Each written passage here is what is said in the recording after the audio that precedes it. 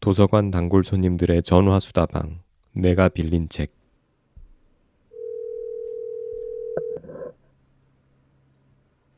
안녕하십니까. 도곡 정보문화도서관 단골 손님 김민식입니다. 안녕하셨습니까. 청라 호수도서관 일주일에 한두 번 단골 손님 박종훈입니다. 이번 주엔 2번, 3번 갔으니까 그 정도면 단골이죠. 언제는 단골 손님이십니다. 네. 매주 가시면은. 네. 한 주간 잘 지내셨습니까? 여름이 너무 기네요. 왜? 오늘도 이제 나가보니까 열사병 걸리기 딱 좋은 날씨예요. 왜? 그렇지 않아요? 더워서 네. 햇빛 비치고. 오늘 근데 저희가 지금 저녁 8시잖아요. 네. 일요일 저녁 8시 뵙고 있는데 원래 우리가 오전 6시에 하는데 오늘 특별히 저녁에 통화를 요청하신 이유가 있으신가요? 너무 더우니까 아침에 새벽 시간은 좀 밖에 활동을 하려고. 어디 갔다 왔어? 오늘 아침에 무의도 갔다 왔어요. 어떠셨습니까, 무의도? 기대가 너무 컸나. 기대가 너무 컸어? 왜? 유튜브에 보면 외국 같아요. 그러잖아요.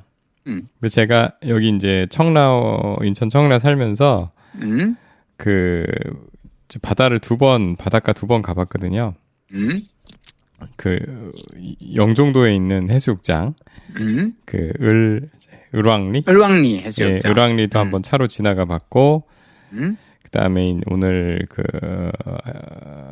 무의도 한하계 해수욕장하고, 그다음에 해상 탐방로하고, 그다음에 거기 이제 산 호령곡. 그렇죠. 그렇게 쓱 해서 왔는데, 이게 서해 바다는 확실히 아쉬움이 있네. 맞아. 바다 자체 그것도 있고, 그다음에 이제 수도권에 있는 유일한 해수욕장이어서 그런지 아무래도 가까우니까 많이 오시잖아요. 그래서 이제 막 가게나 이런 전반적인 그런 좀 때가 많이 탔다 그럴까? 그래서 역시 서해. 그리고 또 날씨 탓도 있죠. 너무 후덥지근하고 오늘 일찍 간다고 갔는데도 가족이 다 같이 갔어요? 아니요, 그렇지 않았어요. 왜냐면 아침에 깨우기도 힘들고 이거 좀 문제긴 한데 너무 깔끔한 리조트형 또는 깔끔한 바다 이런 데 익숙해져 버려가지고 그리고 또 산도 가고 그래야 되잖아요. 끌고 갈 수가 없을 것 같아서 없어서 그냥 제가 먼저 탐방 겸 다녀왔는데 역시 안 데려오기 잘했다. 안 데려오기 잘했다. 아이들은 안 맞을 것 같다. 아이들 취향에는. 네. 근데 참 놀랐던 게 바다에 서해 바다에 이 탐방로 저쪽 끝에 가면 해상 탐방로 끝에 가면 바다가 있고 그쪽에 이게 해수욕 하도록 이렇게 허락된 바다가 아닌데 거기에서 수영을 하시는 분들도 있더라고요. 진짜? 그게 약간 위험하다고 위험해요. 그래서 이렇게 진짜 한 분은 아무런 그런 보호 장구 없이 진짜 누워서 배영을 하고 계시고 한 분은 목에다 이렇게 끼는 튜브 하고서 또 이렇게 뒤로 누워서 이렇게 하고 계시는데 뼈딱 하니까 최근 5년간 돌아가신 분이 5분. 그러니까. 그래서 그리고 그 안에 갯골이 있는 부분이라고 이렇게 경고문이 아주 강하게 서 있는데 바로 그 갯골 부분에서 하고 계셔서 야, 우리나라 사람들 정말 모험심이 강하시구나. 항상 그래, 항상. 좀 위험해 보이긴 하더라. 그런데도 참 하시고. 그리고 특이한 거는 무의도가 되게 작은 섬이더라고요. 근데 이제 가운데에 호령곡산이라고 한 230-40m 되는 그런 산이 있는데 산의 수종은 거의 한두 가지 수종이에요. 이렇게 그 나무 이름을 모르겠는데 소나무나 이런 두꺼운 나무가 아니라 이 나무의 두께도 굉장히 한 10cm 이하고, 그 다음에 잎도 작은 그런 나무들로 이제 빽빽하게 차 있는데, 특이하게 그 빨간색 처음 보는 그런 빨갛고 작은 개가 산에 그렇게 개들이 많더라고요. 보셨죠? 나는 지금 거기는 뭐 여러 가지 그게 있으니까. 예. 그래서 바다가 가까워서 산에 개가 있구나. 정말 특이하다. 네, 그래서 아침에 새벽에, 그러니까 아침에 6시 반에 출발해서 한 7시 좀 넘어 도착해가지고, 둘러보고, 예, 오전에 왔습니다. 소무이도길, 예. 누리길은 안 걸었어요? 거기까지 오늘 하려고 하다가, 한 10시 반이나 돼도 너무 해가 뜨거워가지고, 더워서, 숨이 턱턱 막혀서, 일단 거기서 스톱, 다음을 위해서 남겨놨습니다. 다음에 이제 좀 더 시원할 때. 집에서 가까우니까, 시원할 때 가보면, 그 호령곡산하고, 봄, 가을에는 괜찮았어요. 나는 하여튼 봄, 가을에 갔으니까. 봄, 가을에 가면 좀 낫겠네요. 예. 근데, 서해도 섬으로 좀 나가보면 괜찮지 않을까 싶고, 제가 발견한 게 인천 시민의 특권이 있더라고요. 뭐예요? 뱃삭시 1,500원이에요. 할인이 들어가는구나. 예, 그것도, 그러니까 버스 요금을 넘어가는 배값은 다 국고로 보조가 되더라고요. 오. 예, 그래서 여기 그러니까 가까운 섬들은 서울에서 간 사람들은 그냥 관광 요금을 다 내는데. 그렇죠. 한 9,000원이다. 배값이. 그러면 그분들은 내시고 저는 1,500원 내고 7,500원은 인천 시민으로서 내린 인천 시민에 뭐 그게 있더라고요. 그래서 그렇군요. 섬을 좀 다녀봐야겠다 생각을 하고 있습니다. 그리고 제가 원래 산을 되게 좋아하는데 여기 와서 좀 아쉬운 게 전체적으로 평지고 산이라고 해봐야 여기 무슨 산이더라? 계양산인가? 그거 하나 있어요. 근데 이 북한산을 누비던 저에게는 이 산이라기보다 그냥 그렇지. 북한산 근처에서 사시다가 조금 높은 언덕? 그래서 성에 안 차고 여기서 산을 가려면 결국 섬까지 가야 산이 있더라고요. 네, 그렇습니다. 이번 아쉽네. 주에, 그렇군. 개인적으로 저는 이번 주에, 목요일 날, MBC 예전 동료인 이용마 기자, 이용마 기자 6주기였어요. 네네. 그래서 6주기 추도식을 제가 갔는데, 네. 그날이 MBC 사람들에게는 어쩌면 참 반가운 소식이 들려온 날이죠. 이게 방문진법이라 그래서, MBC의 그 이사회가 방송문화진흥회라고 있거든요. 네. 그러니까 이 방문진이 MBC 사장을 이제 선임하는 기관이에요. 네. 그러니까 MBC의 이사회 같은 건데 이 방문진법을 새로 이제 본회의를 통과를 하면서 예전에는 사실 MBC 사장을 뽑을 때 대통령과 여당의 입김이 되게 강했어요.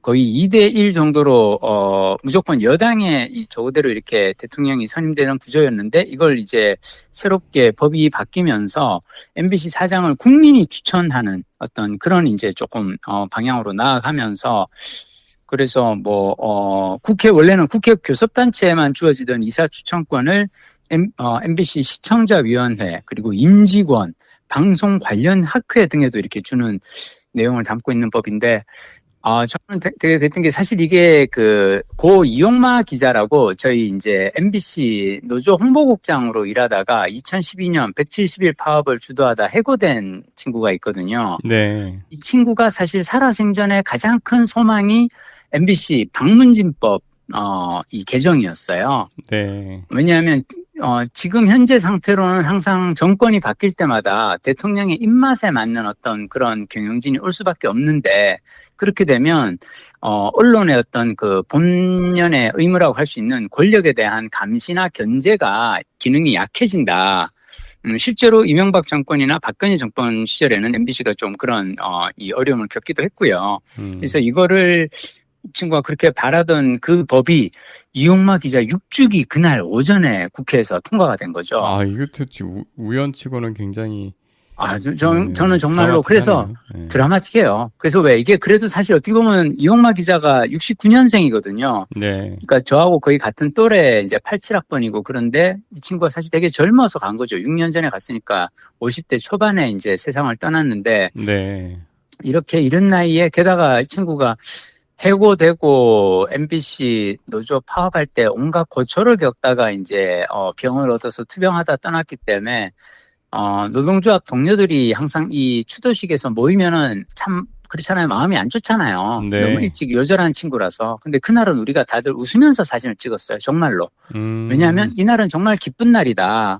이용마의 꿈이 이루어진 날이다.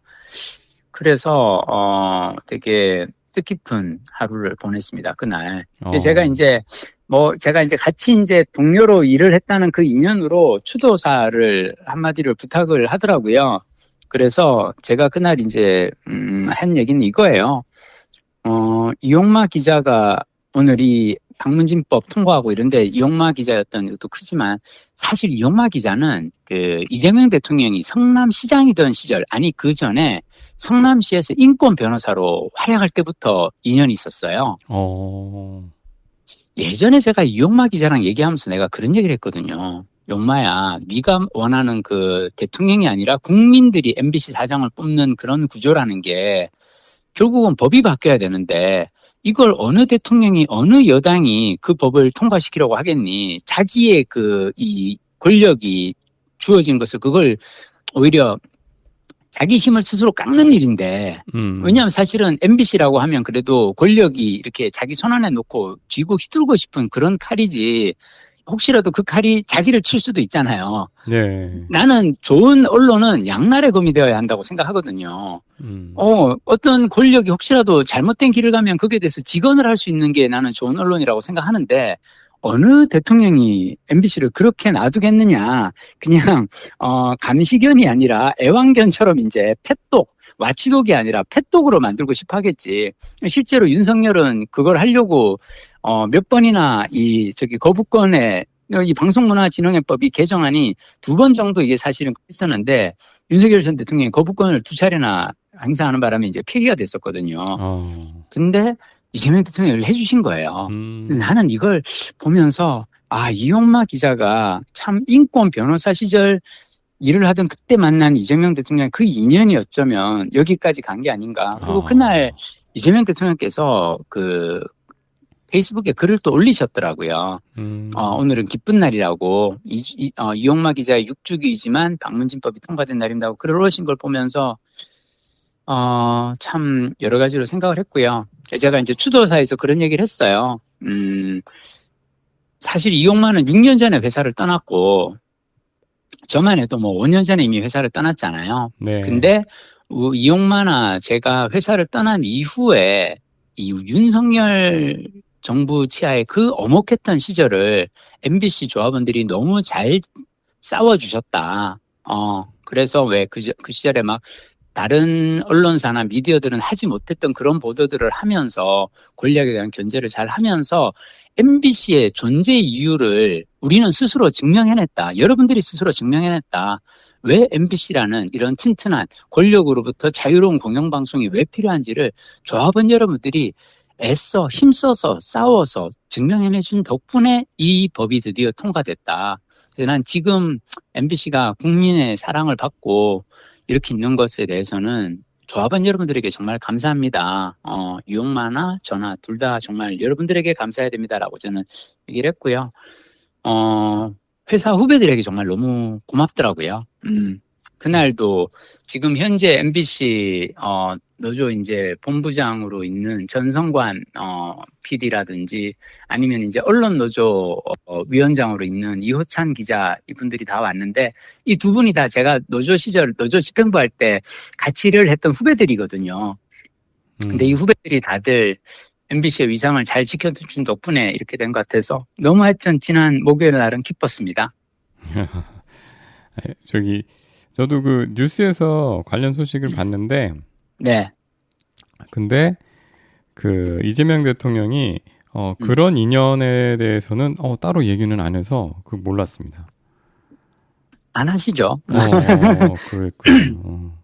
저는 예전에 이제 이게 제가 알게 된 건 또 사실 또 사연이 있어요. 2012년에 파업을 할 때 당시 2012년 MBC 파업은 170일 파업 되게 엄혹했던 파업이었고 힘들었어요. 근데 우리가 그때 제일 힘들었던 것 중 하나는 뭐냐면 MBC 파업에 대해서 그 어느 언론도 보도하지 않는 거예요. 왜냐면 우리가 그때 파업을 할 때 이유는 딱 하나였어요. 이명박 정부의 언론 탄압 때문에 우리가 제대로 된 보도를 하지 못하고 있다. 이거에 대해서 우리는 사죄합니다라고 하면서 파업을 했는데 다른 신문사나 다른 방송에서 이걸 보도할 이유가 없지. 왜냐하면 자기네는 더 하고 있거든. 자기네들은 더 나쁜 언론 자유로부터 절대 자유롭지 않은 모습을 보이는 언론들이 MBC가 저렇게 합니다라고 보도할 이유가 없잖아요. 그래서 우리는 참 싸우면서도 국민들이 우리가 왜 싸우는지 이걸 알려주지도 않고 그래서 참 알리는 데서 되게 힘들었는데 그때 트위터에 당시 성남시장이던 이재명 시장이 MBC 노조를 지원한다고 되게 강력하게 트윗을 이렇게 글을 올려주신 거예요. 그분이 그때 당시 이제 진보 진영에서 트윗에서 상당히 이제 이 발언권이 세신 분이었고, 그래서 거기에 대해서 어떤 분이 이렇게 무슨 시장이라는 사람이 종북 좌파 빨갱이들의 그 파업 공작을 갖다가 이렇게 지지한다고 나서냐 이렇게 댓글을 다는데 그게 리트윗을 달면서 강하게 꾸짖으셨거든요. 어떻게 방송사 노조가 언론 자유를 위해서 하는 이 싸움을 가지고 이런 식으로 얘기할 수 있느냐.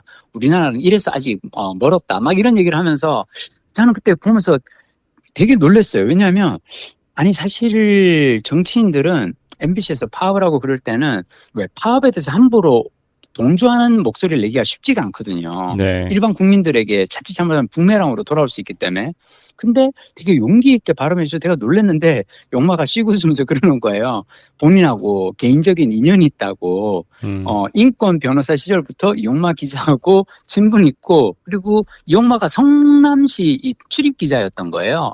그래서 성남시장 시절에도 많이 그걸 했고 그래서 내가 그 인연이 있구나라고 했는데 나중에 제가 이제 2017년도에 공범자들이란 영화 이 전국 시사회 하고 다닐 때 그때도 이재명 시장이 오셨었어요. 그래서 시사회까지 오셔서 공범자들 얘기하면서 MBC 방송 독립에 대한 이야기를 해주셔서 저는 개인적으로 대통령이 되시고 그래도 이렇게 빠른 시일 내에 MBC 문제를 이렇게 조금 해주셔서 이용마에 대한 인연을 좀 귀하게 여겨주신 게 아닌가 감사한 마음이 있고요.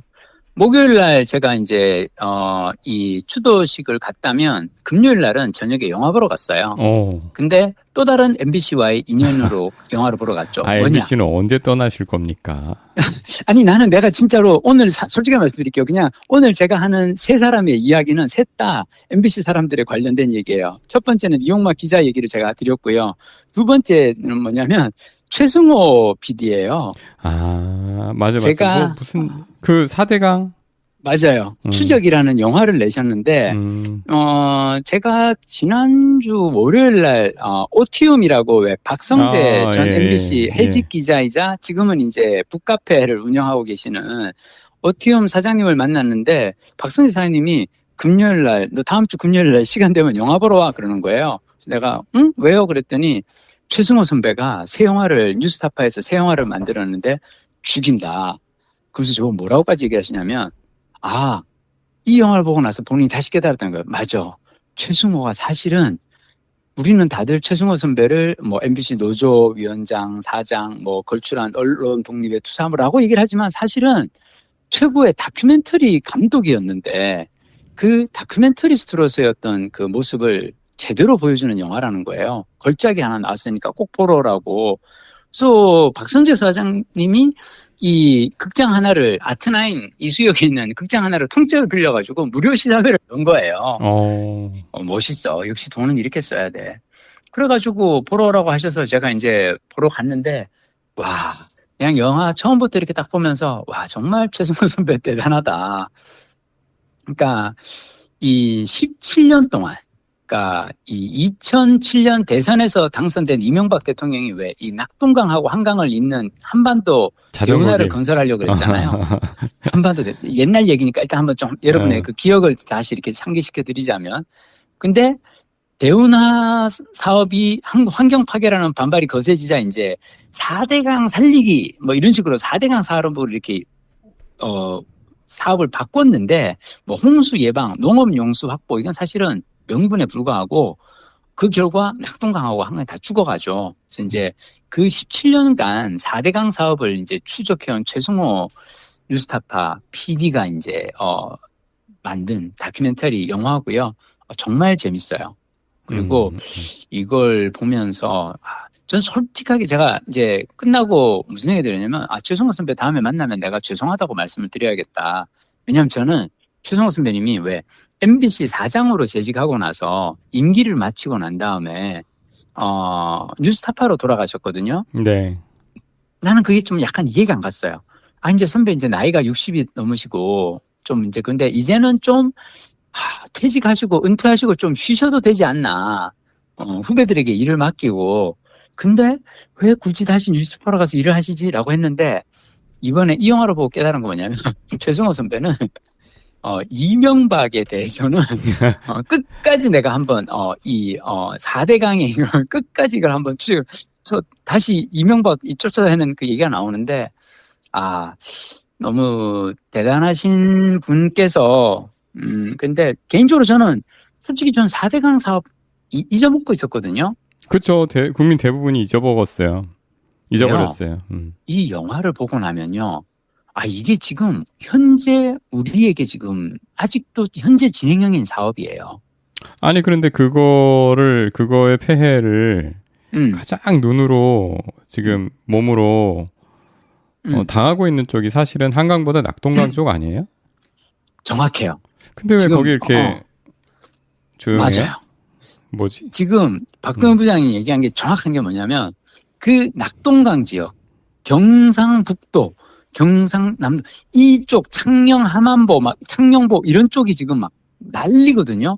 그래가지고 그쪽이 녹조가 너무너무 심각한데 지금 날씨하고 결합되면 장난 아닐 것 같은데. 장난 아니고 그리고 이 녹조가 실제로 얼마나 건강에 나쁜지 그리고 실제로 이 녹조 가득한 강물이 지금 농업 용수로 사용되고 농작물이 이걸 흡수하고 있고 이게 지금 그 녹조 독성 물질인 마이크로시스틴이라고 있는데 이게 배, 무, 상추, 쌀에서 검출되더니 이제는 낙동강 주민 코 속에서도 나오고 있다는 거예요. 이게 근데 독성 물질이 이 주민들에게까지 지금 검출이 되고 있는데 이거를 해결하려면은 지자체에서 그 보호의 문을 연다든지 뭐 어떤 식으로 그걸 할 수 있는 게 있대요. 근데 지자체에서 이걸 꿈쩍도 안 한다는 거죠. 그 영남 지역 지자체장들은 정치적 이유로 4대강 살리기 사업에 대해서는 무조건 이제 이들이 그래가지고 이 영화를 보면서 이게 너무 어이없는 게 왜 우리나라는 이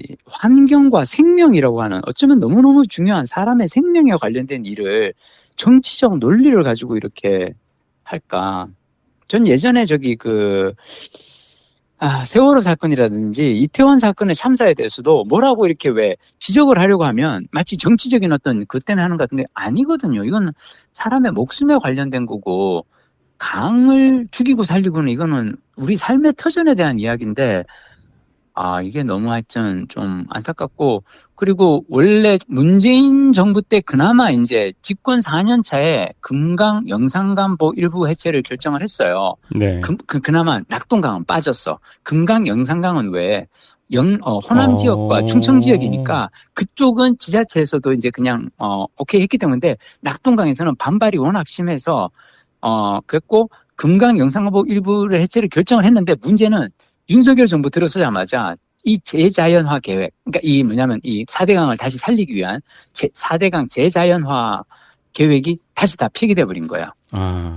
왜냐? 윤석열 정부는 이명박 정부 시즌 2였거든요. 윤석열 정부에서 이명박 시절에 왜 이 장관들이라든지 왜 그런 사람들이 다 다시 임용됐잖아요. 네네. 심지어 이명박의 이 언론 장악을 갖다가 맨 앞서서 이끌었던 이동관마저도 왜 윤석열 시절에 다시 컴백하려고 그랬고. 동관 씨도. 땅동관 씨.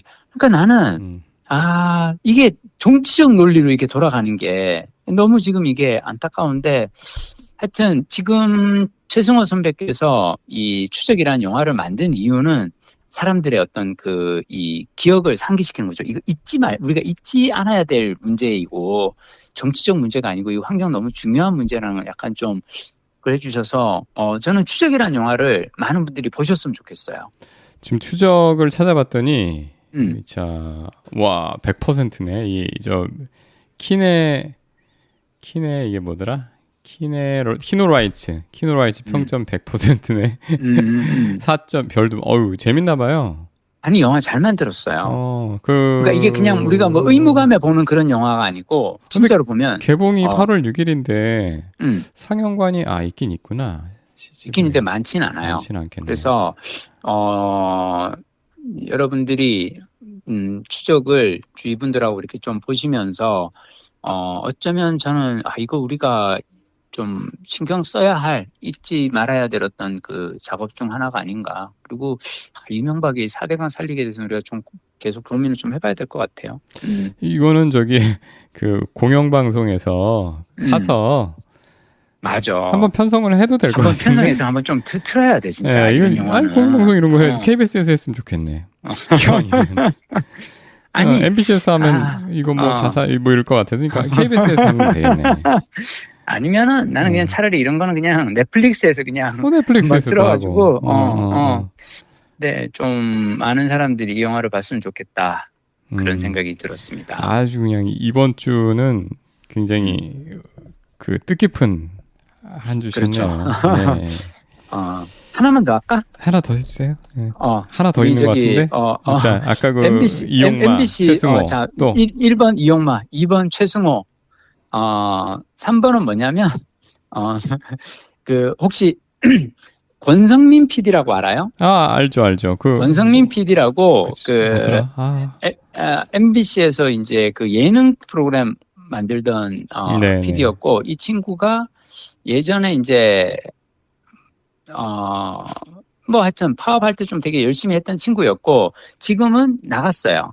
MBC에서 나가서 그 예능 프로그램을 하나 이제 만들었어요. 그러니까 사상 검증구역 더 커뮤니티라는 예능 프로그램 만들었는데 이게 작년에 이제 화제작이었어요. 그래요? 그래서 청룡 시리즈 어워즈 예능 교양 부문 최우수 작품상 수상하고 백상예술대상 예능 작품상 노미네이트되고 막 그랬던 작품이 있거든요.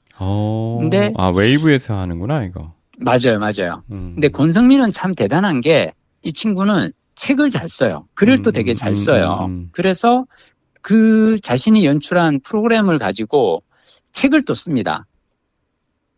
그래서 커뮤니티에 입장하셨습니다라는 이제 책을 냈고 최근에 이 권성민 PD가 쓴 책을 제가 이제 읽었거든요. 근데 이 책을 읽으면서 이게 어쩌면 지금 우리 시대에 꼭 필요한 이야기가 아닐까 그런 생각이 좀 들었어요. 왜 그러냐면 지금 커뮤니티라는 건 뭐예요? 공동체잖아요. 우리가 다 같이 이렇게 살아가는데 우리가 지금 이 안에서 살아가면서 사회적 갈등이 너무 심한 거죠. 그러니까 뭐 정치, 젠더, 계급, 사회 윤리를 둘러싼 이 다양한 쟁점들이 있잖아요.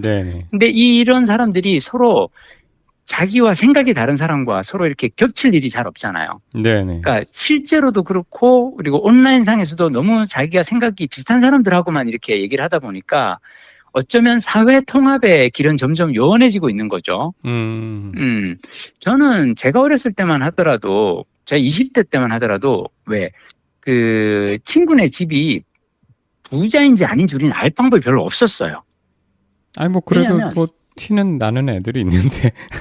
근데 우리 때는 티를 내는 게 약간 부끄러웠던 거였어요. 그렇지. 그런 건 있지. 그러니까 난 87학번이잖아요. 네네. 우리 80년대에는 뭐가 있냐면은 옷이라든지 뭐 입성이라든지 뭐 이런 걸로 나 집에 돈이 좀 있어라는 걸 티를 내는 게 부끄러운 그거였고 그리고 우리 때는 해외여행 자유화되기 전이었잖아요. 그래서 지금 보니까 우리 김 작가님하고 저하고도 한 5년 차이가 나니까 분위기 차이는 약간 있네요. 약간 있어. 우리 때만 하더라도 해외여행을 가고 안 가고 이런 그게 별 차이가 없었어. 다 못 갔지. 근데 요즘은 이게 너무너무 심하잖아요. 최근에 제가 약간 좀 이렇게 멘붕이 왔던 것 중 하나는 어떤 중학생이 자기는 너무 삶이 불행하다. 이유가 뭐냐 그랬더니 엄마가 아이폰을 안 사줘서. 그렇지. 요즘 아이들은 그거 되게 불행한 거예요. 그러니까 그게 말이 되냐고. 요즘 애들한테는 그게 굉장히 중요한 건데. 굉장히 중요한. 나만 갤럭시야 이거지. 나만 갤럭시야. 뭐 이런 걸 하면서. 그러니까 옛날에는 그러니까 공중파 TV와 신문의 시대에는 자신의 부를 전시할 창구 자체가 적었잖아요. 그리고 그때는 이 부유함이라는 게 되게 특별하게 여겨졌고 그 특별한 부를 향한 분노와 질시, 뭐 약간 분노도 있었고 그리고 약간 질시를 경계하는 분위기도 더 짙었단 말이야. 근데 요즘은 사람들이 이 소셜 미디어를 통해서 자신의 부를 자유롭게 과시하기 시작했잖아요. 네. 근데 문제는 이 과시의 문제는 뭐냐면 그렇지 부가 없는 사람들도 없는 부를 연출해서 과시하게 됐다는 거죠. 그러긴 하네. 예. 그래서 이제는 이 부가 스펙터클이 되었고 스펙터클을 일상적으로 전시하면 그 전시가 다시 돈을 버는 시장으로 형성이 되는 거죠. 그래서 부자인 척해서 그걸로 사람들에게 이름을 날리고 그래서 진짜로 돈을 벌게 되는. 그러니까 이게 어쩌면 공동체를 살아가는 우리를 위협하는 이제 갈등 요인이 그런 어떤 빈부격차가 심해지면서 조금씩 저는 그걸 느끼고 제가 지난주에 이제 지역에 강의를 하러 갔었거든요. 네. 근데 그 지역에 갔더니 그 지역분이 저보고 물어보는 거예요. 근데 PD님, 서울에서는 사람들이 어떻게 살아요? 내가 무슨 말씀이죠? 그랬더니 자기가 이제 30대 중반의 직장인인데 자기하고 비슷한 월급을 받는 중소기업을 받는 직장인이라면 서울에서는 집을 살 수가 없다는 거죠. 서울에서 중소기업 다니는 30대가 어떻게 집을 장만할 수 있느냐. 근데 이분이 지금은 지방에서 일을 하는데 원래 첫 직장은 서울에서 다녔었나 봐요. 네. 그래서 이제 직장 동기들 모임이 10년 만에 있어서 입사 10년 만에 있어서 만나러 서울에 갔다가 너무 놀란 게 8명이 서울에서 사는 이제 8명 동료들 중에서 6명은 결혼에 의지가 없다는 거예요. 그러니까 의지가 없다는 게 사람을 만나고 싶고 연애나 결혼을 하고는 싶은데 현실적으로 가능하지 않을 엄두가 안 난다고 얘기하는 거예요. 내 일이 아닌 거예요. 그러니까 나 혼자 여기서 서울에서 어떻게든 직장 다니면서 먹고 사는 것도 빠듯한데 결혼을 해서 가정을 꾸리고 아이를 여기서 키운다는 건 자기 월급으로는 할 수가 없다. 포기한 사람들이 너무 많아. 근데 지방은 그게 전혀 문제가 안 된다는 거죠. 지방은 왜냐하면 집값이 워낙 싸니까 자기 주위에서는 지방 사는 사람들은 다 30대 중반이면 다 결혼하고 가정을 꾸리고 아이를 낳는데 서울 사람들은 이게 안 되는 것 같다. 그래서 참 보면서 이게 우리가 같은 공동체를 살아가지만 세대 간에 따라서 그리고 계급에 따라서 너무 많이 이제 이 격차가 벌어지고 있는 게 아닌가라는 생각이 들었고 이 책을 보면 이 커뮤니티라는 예능 프로그램이 다양한 이런 그 갈등을 어떻게 해결할 것인가에 대해서 고민을 많이 해요.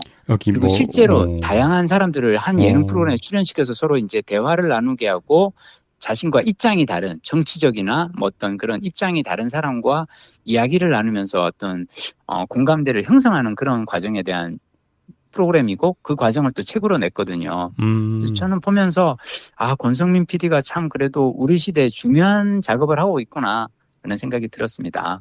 이게 사실 예능 PD잖아요. 이분이 예능 PD잖아요. 그리고 사실 맞아요. 이런 여러 일반인 출연자들을 모아놓고 관찰하면서 뭔가의 상황을 주고 하는 것들이 많이 있는데 되게 보면 자극적인 주제를 가지고 그렇지. 연애 뭐라든지. 네. 사실 이렇게 무거운 주제일 수도 있죠. 일단 이거 듣기만 해도 좀 이게 쉽게 얘기가 풀릴까 싶고 이거를 갖다가 이렇게 끌고 가는 거 그리고 이 주제로 그렇죠. 해서 이 제작비를 어떻게 해서 조사를 해서 했다는 것도 굉장히 놀랍네요. 그렇죠. 예. 그리고 이게 자기가 예능이라는 형식을 취하고 있지만 굉장히 지향점이 뚜렷하고 그렇죠. 쉽지 않은데 앞으로도 이렇게 계속 만들 수 있는 여건이 될지 좀 걱정도 되네 한편으로는. 근데 나는 그런 생각해요. 예전에 제가 이제 MBC에서 예능 프로그램 하면서, 그러니까 뭐 러브하우스라든지 뭐 느낌표라든지 이런 공익 프로그램 하면서 네. 나는 그런 생각 약간 했거든요. 어쩌면 내가 면죄부를 만들고 있는 게 아닐까? 면피용 프로그램 만들고 있는 게 아닐까? 그냥 막 깔깔거리고 막 이제 그 드라마라든지 예능이라든지 시청률을 높이기 위해서 온갖 자극적인 콘텐츠가 나오는데, 우리가 그런 것만 하는 건 아니야. 눈을 떠요. 뭐 아니면 책을 읽읍시다. 뭐 러브하우스 뭐 이런 되게 공익적인 좋은 메시지를, 사회적 메시지를 전하는 프로그램 우리가 만들어라는 약간 그런 것도 있지 않을까라고 생각했는데, 근데 나는 그 역할도 필요하다고 생각해요. 역할 필요합니다. 역할 필요한데 걱정이 좀 되는 거예요. 왜냐하면 예전에 그런 프로그램들을, 공중파에서 했던 프로그램들은 그래도 주제가 쉬웠어요. 아, 그렇죠. 근데 이 프로그램은 보진 않았지만 제가 지금 키노라이츠에서 좀 내용 좀 뒤져보니까 야, 이거 어렵지 않을까? 보고서 이거 어떻게 사람들한테 눈높이에 맞춰서 전달을 하지? 걱정이 돼. 왜 걱정이 되지, 나는? 근데, 이를테면 나는 이 책에서 가장 인상적인 이제 그 대목 중 하나가 이거예요. 그 커뮤니티라는 그 예능 프로그램에 이런 문장이 나온대요. 모든 남성은 잠재적 가해자다. 자, 이 문장 되게 도발적이잖아요. 네. 자, 이 문장을 들으면 우리 박동 부장님 어떤 생각이 들어요? 좀 억울해요. 그치. 이 얘기를 들으면 모든 남성은 잠재적 가해자다라고 하면은 뭐야, 남성에게 마치 본질적으로 폭력적이고 가해 성향이 내재되어 있다는 뜻인가? 근데 그게 아니라는 거죠. 자, 이 문장의 본래 의미는 여성의 입장에서라는 전제가 붙어야 완성이 된다는 거죠. 즉 남성성에 대한 이야기가 아니라 여성이 느끼는 감각을 표현하는 건데, 저는 이 책에 이렇게 이걸 말을 합니다. 자, 도로 위에서 거대한 대형 화물차 옆을 피하는 것은 상식입니다. 그렇죠? 여러 안전운전 지침에도 대형 화물차와는 멀리 떨어져 운전하거나 빠르게 추월하고 권고하죠. 근데 이건 모든 대형 화물차를 잠재적 가해자로 가정하는 것에 가깝지만, 그 말이 곧 대형 화물차의 모든 운전자가 운전이 미숙하거나 악의적으로 난폭 운전을 한다고 가정하는 것은 아니죠. 모든 운전자 가운데 그 대형 화물차 말고라도 작은 이 경차든 뭐든 승용차든 운전이 미숙하거나 과로 때문에 졸거나 악의적으로 난폭 운전하는 사람은 모든 차종에서 다 일정 비율 존재해요. 근데 만약 그 차가 하필 대형 화물차라면 그 옆에 있는 나는 대처할 도리 없이 죽게 된다는 거죠. 차체의 압도적인 물리적 차이 때문에. 즉 뭐냐면 대부분의 여성도 모든 남성이 가해자가 아니라는 사실은 알아요. 다만 크고 작은 성범죄가 범람하는 가운데 어떤 남자가 가해자가 될지 안 될지 구분하는 것이 사실상 불가능하다는 거죠.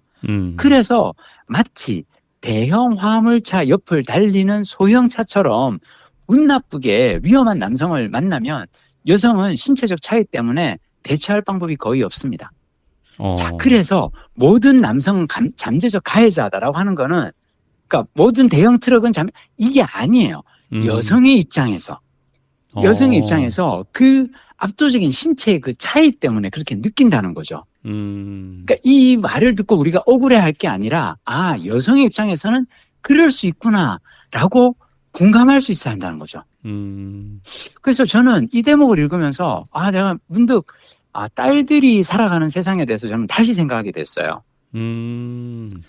제가 이제 딸만 둘이잖아요. 예. 근데 딸이 가끔씩 그런 얘기를 하더라고요. 아빠는 모르겠지만 아빠가 그렇게 뭐 여행 혼자서 막 다니고 산에 이렇게 둘레길 다니고 하는 거는 아빠로서는 되게 큰 특권을 누리고 있는 거야. 라고 했는데, 이 책 읽으면서 다시 생각했어요.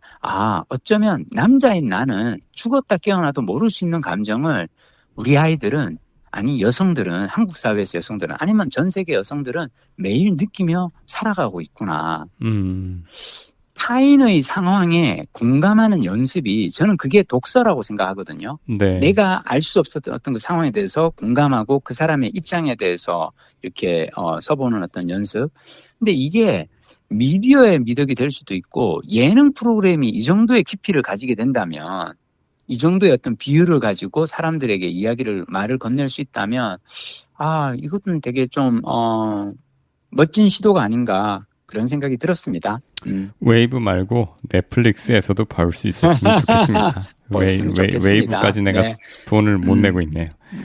만약 여러분이 그렇다고 하면 우리가 이 프로그램에 대해서 알 수 있는 방법은 책을 읽으셔도 좋아요. 왜냐하면 권성민 PD는 사실은 책을 여러 권을 쓴 저자예요.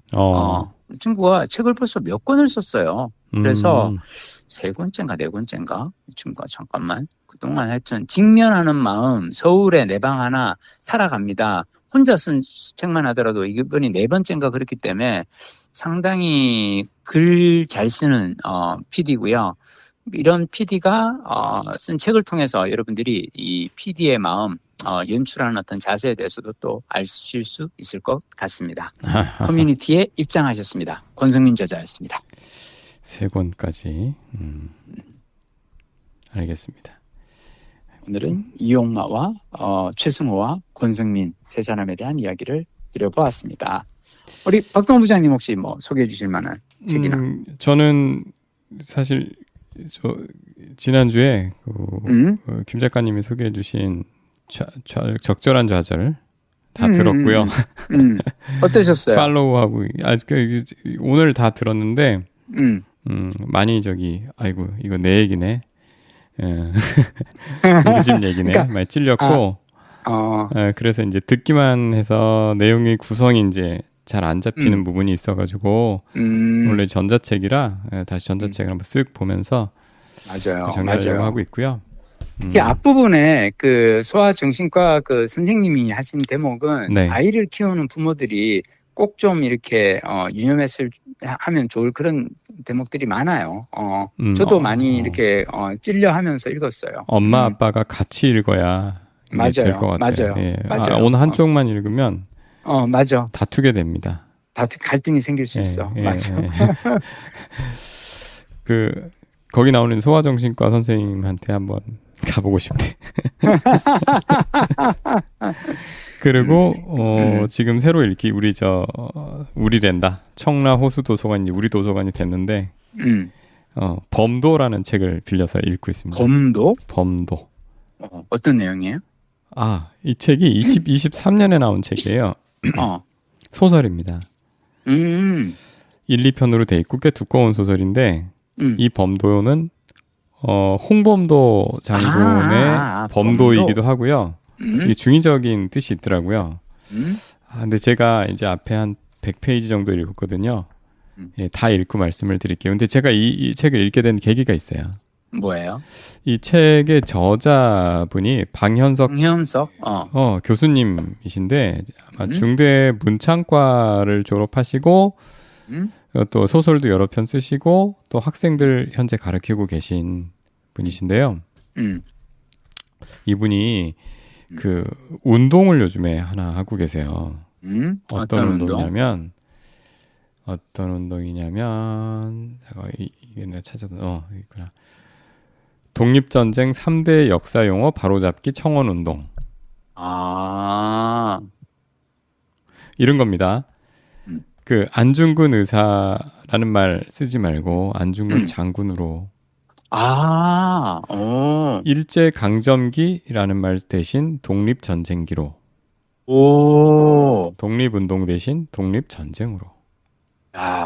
그러니까 이 소극적 그게 아니라 수동적이 아니라 능동적 적극적인 어떤 그 활동기로 기록을 하자고 얘기하시는군요. 일제강점기라 그러면 그들의 입장에서 식민지라는 점을 강조하는 거고 근데 우리는 이 시기에 40년이 넘게 전 세계에 굉장히 유례 없는 긴 기간 동안 실제 그 많은 독립군들이 전쟁을 치렀던 항일 무장 투쟁 시대.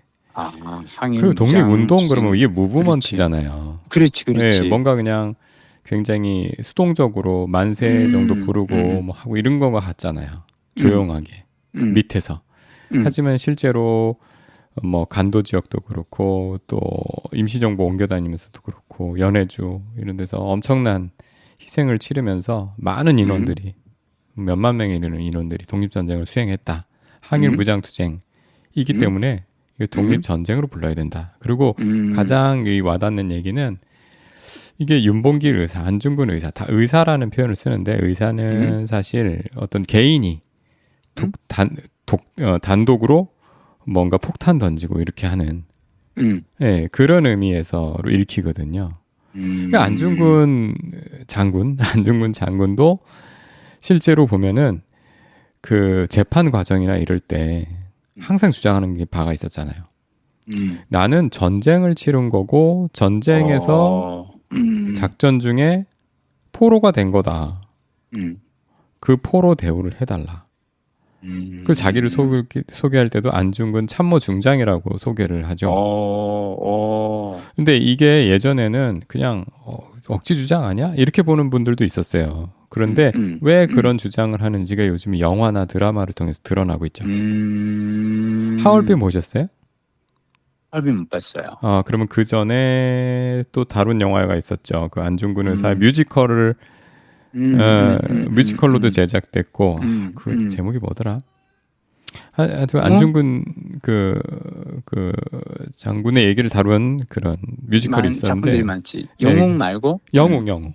영웅이라는 영화도 있었고, 그러니까 뮤지컬이 있었고, 드라마 영화도 있었고, 최근에 그 현빈 주연의 하얼빈도 있고. 예, 하얼빈이 가장 저는 이걸 이해하는 데 도움이 될 거라고 봐요.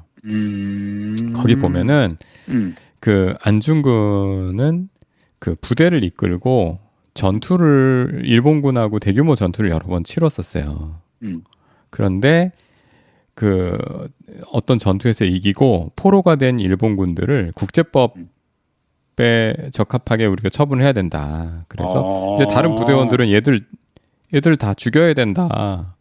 얘들이 우리 동포들한테 한 일이 있고 얘들 돌아가면 분명히 대부대 이끌고 와서 우리에게 타격을 가할 거다. 그런데 그런 이제 동료들 부하들의 이 반대를 무릅쓰고 풀어줘요. 그리고 실제로 그 일본군들이 돌아가서 이 위치가 노출이 됐잖아요. 그렇지. 대규모 병력을 이끌고 와서 완전히 쓸어버립니다. 그래서 안중근 부대원들이 대부분 죽어요. 그래서 그 이제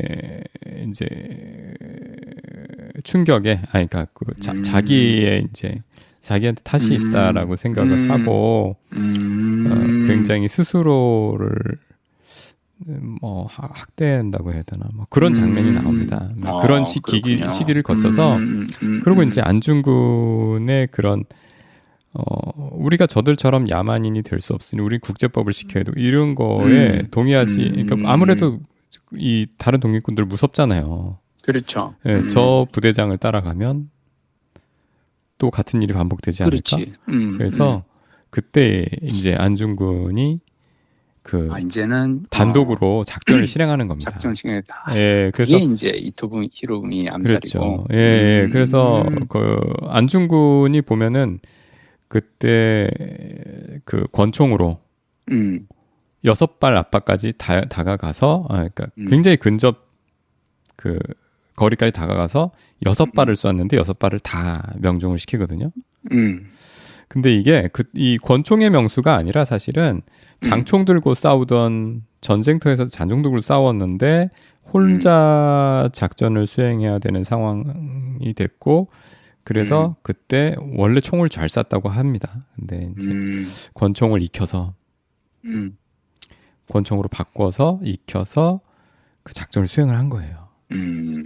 근데 이런 얘기들을 사실은 이 독립전쟁 역사 용어 바로잡기 청원운동을 하시는 분이 중에 하나 이 방현석 교수님이고 이분이 쓰신 책이 범도인데 예, 요 얘기를 3프로 TV에 나와서 하셨어요. 근데 저는 3프로 TV 그렇죠. 굉장히 설득력 있는 얘기를 해주시고 그리고 이 책이 3프로 TV 영상도 밀리의 서재에 올라 있지 않을 만큼 또 우리 도서관에 찾아봤을 때 바로 이게 대출이 될 만큼 많이 읽히지는 않은 소설이에요.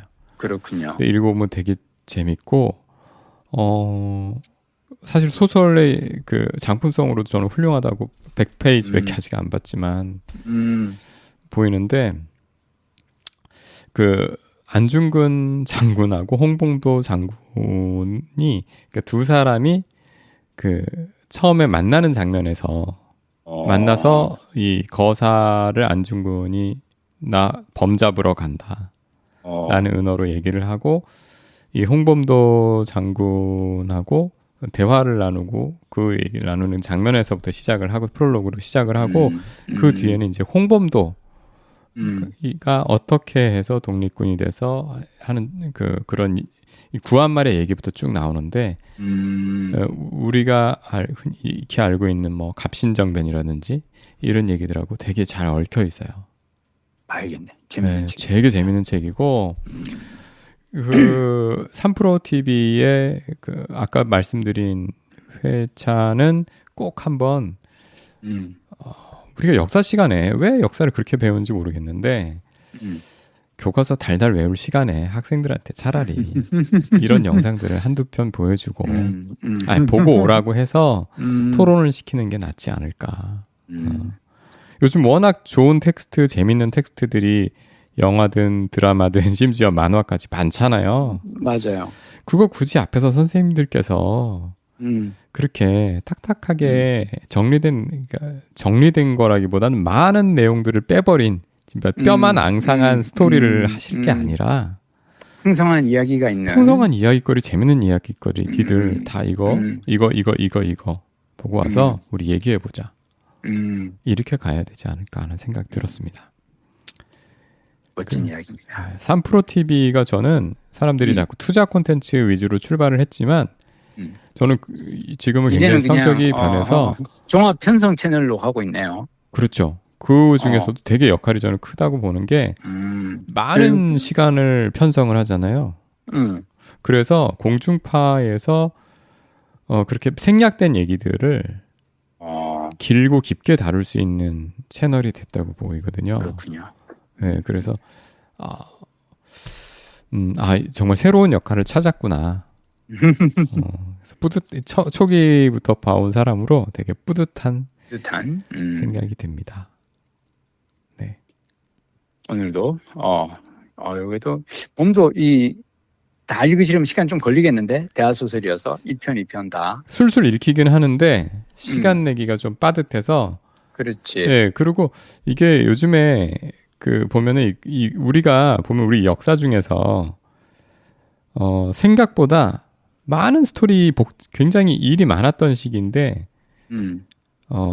굉장히 압축하고 간추린 부분들이 있어요. 저는 그게 구한말에서부터 이 해방 그다음에 6.25 전까지 딱 요 시기 있잖아요. 거기가 너무 사람들한테 가려진 채로 역사 교육이 됐다는 생각이 좀 많이 들거든요.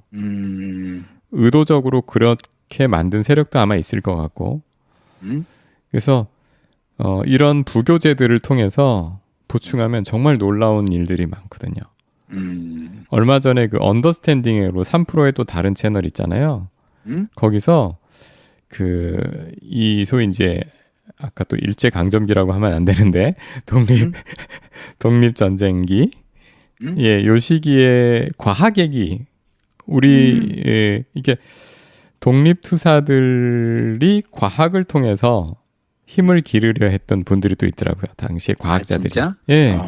그 과학자들의 활약상과 계보가 우리 과학으로 어떻게 이어졌는지를 다루신 콘텐츠가 있어요.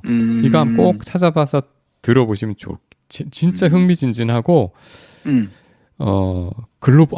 아니 이렇게 비행기도 없던 비행기 여행, 항공 여행이 사실 일반인에게는 없었던 시기인데 어떻게 이렇게 글로벌하게 세계의 트렌드, 과학 트렌드를 읽고 또 실제로 가서 그 어려움 속에서 또 공부를 하고 하는 얘기들이 나오거든요. 연구하고 막 독일에 가서 연구하고 뭐 어디 가서 하고 실제로 아인슈타인을 만나고 진짜? 네, 그런 것들이 연결되는 얘기들이 굉장히 재밌어요. 100년 전 한국의 양자역학 전 세계 난리 났습니다. 라는 콘텐츠가 있어요. 알겠습니다. 네, 이것도 보면 정말 재밌고요. 좀 우리 선조들 진짜 한국 분들이 굉장히 진취적이구나.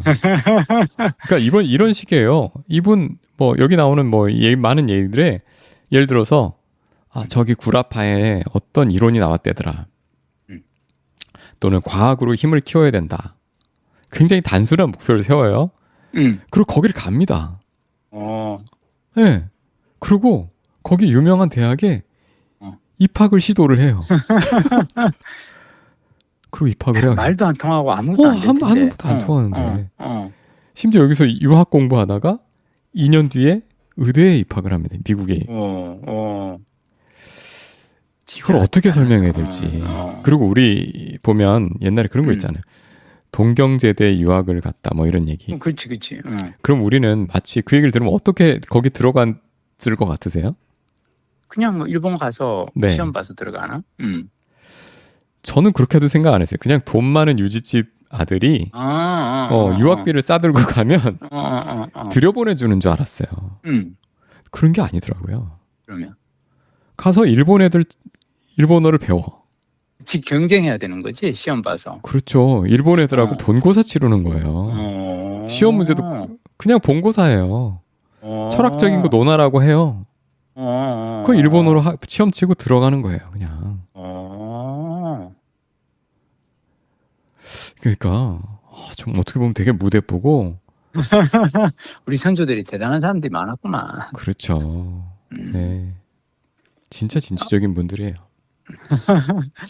그런 또 후손들이 우리고.